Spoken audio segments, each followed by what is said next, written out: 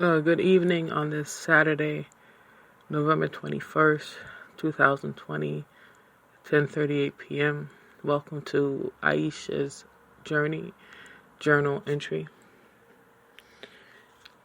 And I kind of want to pick up where I left off about dissonance and intimacy and wake-up calls. I should add the third title to this would also be a wake-up call. I have yet to address some serious intimate issues I have that are manifesting in other areas of my life quite visibly. And the symptoms are, I'm trying to call it a midlife crisis or a need to get in touch with a part of myself that wasn't into intimacy at all. Just a 15-year-old girl sitting in her living room, maybe watching Def Comedy Jam on HBO hosted by Martin Lawrence. Or maybe even In Living Color, or any show that permeated the 90s when I was just whole and innocent. Trying to retouch those roots as if that's the cure for my intimacy issues, knowing that I haven't fully apologized to the men that I've had sexual encounters with in my life, the need to address and have a conversation with them about what actually transpired and what could have been done to salvage some type of relationship afterward. I'm way too sentimental and emotional to just have one night stands and just forget. In my forgetting, I'll create more gaps in trying to forget. I'm making it worse. I'm making it worse.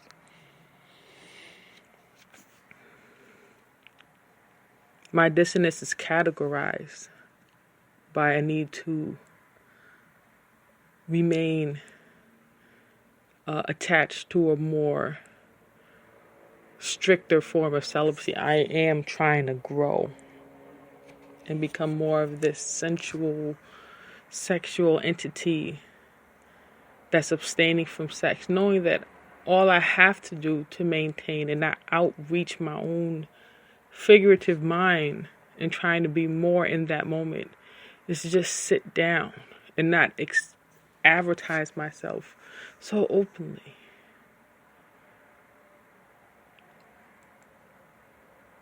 I hate it. I hate it with a passion. I can't stand it.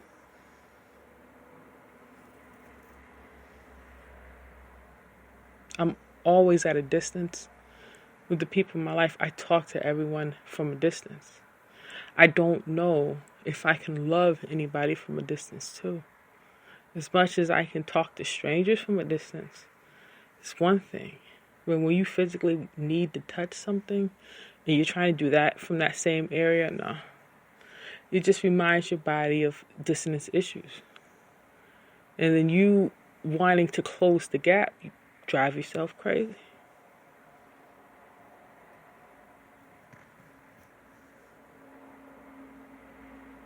And I'm just rubbing my hands right now. I'm trying to cope.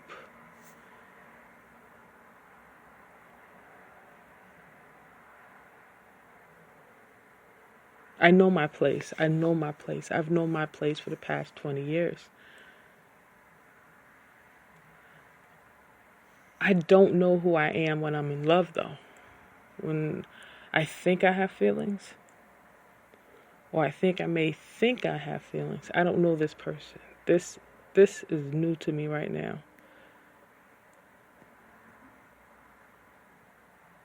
I was told by a very wise woman I should just mirror their behavior. If they're sowing sentiment or they're trying to express themselves artistically in the best way they know how, that's the best way he knows how to do it. That's it. There's no room for me to do it any other way. I have to now do it the best way I know how. This is the best way I know how to do it. This is how I express how I feel. Normally, I just belt out music or I try to set some type of tone something that reminds people that they're loved by God, that they're loved by me, that they're okay, you're okay, you're all right. Life may be hard, but you're so much harder than life. Just me creating themes in a moment, that's the best I know how to do it. I take my emotions and I put it in books, I put it in poetry. That's all I know how to do. I write poems, I write stories. That's the best way I know how. But it seems like my effort maybe isn't good enough to match the visual. Because a lot of times I'm very audio. And then this person is very visual. Very physical, very visual. I am very reserved and I'm very audio. It seems just like the energy levels aren't matching. That presents an issue for me. My physical is so invested in my audio. And maybe his visual is very invested in his physical sexual. Two different animals trying to coexist with each other. Very different animals trying to be friends. It's those pairings you see, them odd couples you see, you're like, how did that happen? It's like the pig and the dog that are friends, the cow and the fox that are friends, the lion and the eagle. You know what I mean? It's just two different animals that don't found some type of friendship with each other. Trying to find where I fit in that. No, you know what it is? Me always having to find myself in the moment is testing me. Because as much as I try to be this person that makes the poetry and stuff like that, underneath that is the street person that I don't address as much. And I keep touching that girl every single time. Damn it.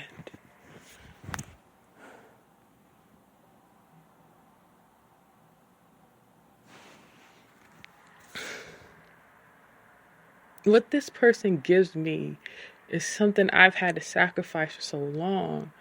I'm just, I'm throbbing a little bit for it.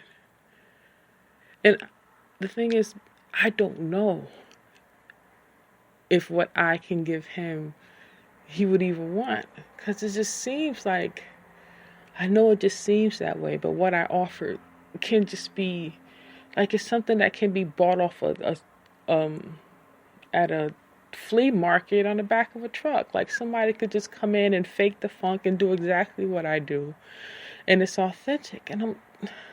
And I know that it's that broken girl in me that thinks that a one night stand is a one night stand. Like she's trying to categorize what I do as a poet and a storyteller as just another girl who's a poet and a storyteller and has one night stand. She thinks it's the same thing.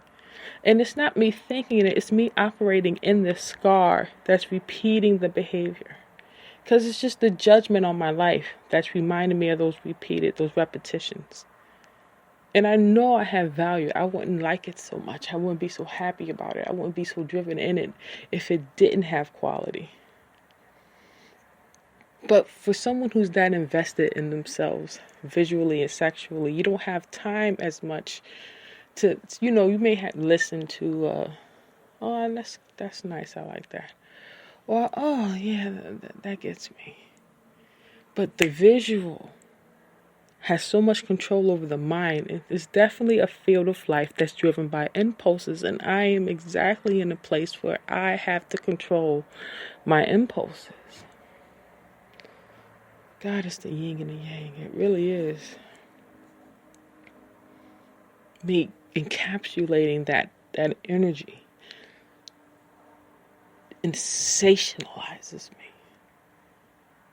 Drives me in my thoughts like an inkling and can't stop dripping pen work all over my life, everywhere I go.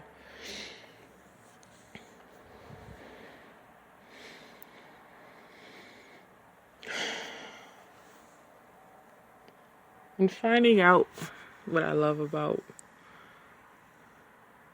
who I am, I'm just gonna have to keep touching that girl no matter how it makes me feel. every single time. I want you to promise me, Isha. I want you to promise me that every single time it comes up, no matter how deep it drives you in, even if it touches the growth in your legs and you start bucking, I want you to promise me that you're not going to give up. Even if the person you find underneath that is some raging homosexual female that's bent on raping 17-year-old boys with cucumbers and licking on old women passed out in an alley.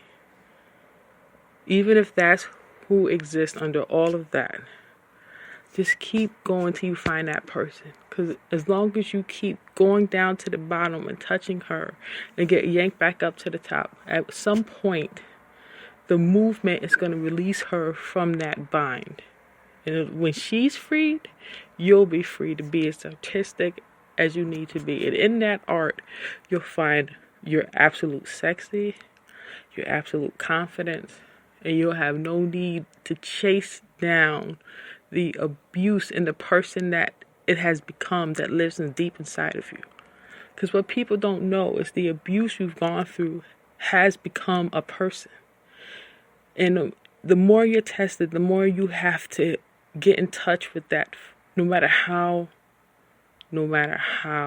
dangerous and obsessed with that person is. You got to keep going to her till she's free. When she's free, you'll be free. Okay? Alright, I don't want to talk about no more. I'm cramping. I love you to death. Just keep fighting. As long as you got them fists and you got them gorilla arms, just keep swinging. You'll be alright. Alright?